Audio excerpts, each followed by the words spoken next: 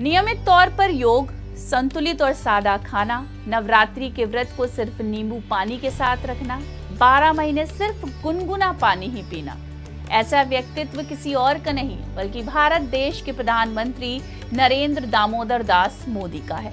उनके ये नियम प्रधानमंत्री की कुर्सी पर बैठने के बाद नहीं बल्कि हमेशा से ही उनके जीवन में शामिल रहे हैं। बचपन से ही उनका रुझान अध्यात्म की तरफ ही रहा है। जिस उम्र में बच्चे अपना बचपन खेल और खिलौने के साथ बिताते हैं, उस उम्र में नरेंद्र मोदी मंदिरों के इर्द गिर्द अपना बचपन बिताते थे। इसके अलावा प्रधानमंत्री मोदी के जीवन में स्वामी विवेकानंद के आदर्शों का बड़ा प्रभाव रहा है।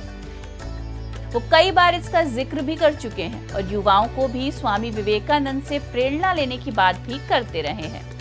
इसी कड़ी में पीएम मोदी ने कन्याकुमारी को चुना और विवेकानंद के दिखाए गए रास्तों पर चलकर विकसित भारत के अपने संकल्प को दृढ़ करने की ओर आगे बढ़े, जिसके लिए वो समुद्र तट से 500 मीटर भीतर स्थित विवेकानंद रॉक मेमोरियल ध्यान मंडपम में ध्यान मग्न हो गए हैं। उनके ध्यान की अवधि पूरे 45 घंटे की रहने वाली है।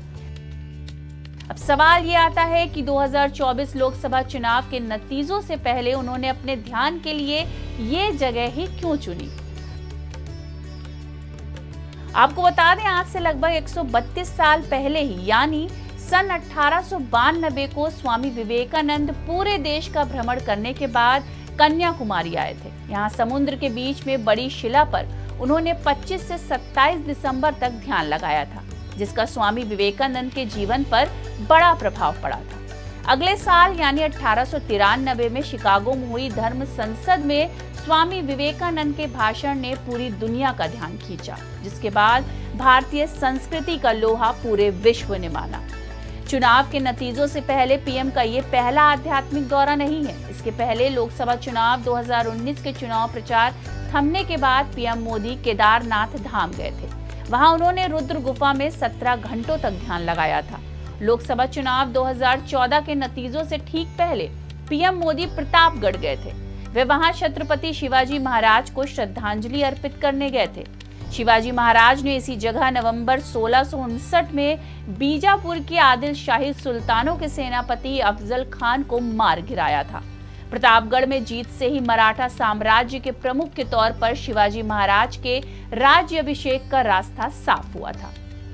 इसके बाद ये कहना तो गलत नहीं होगा कि मोदी की आध्यात्मिक यात्रा इस बात का संकेत तो जरूर है कि पीएम अपने तीसरे कार्यकाल को लेकर पूरी तरह से आश्वस्त हैं। भारत को एक विकसित देश बनाने का उनका लक्ष्य भी साफ है और चुनावी नतीजे आने से पहले ही पीएम मोदी ने तीसरे कार्यकाल के लिए कमर भी कस ली है। आज की खबर के लिए सौम्या शुक्ला की रिपोर्ट।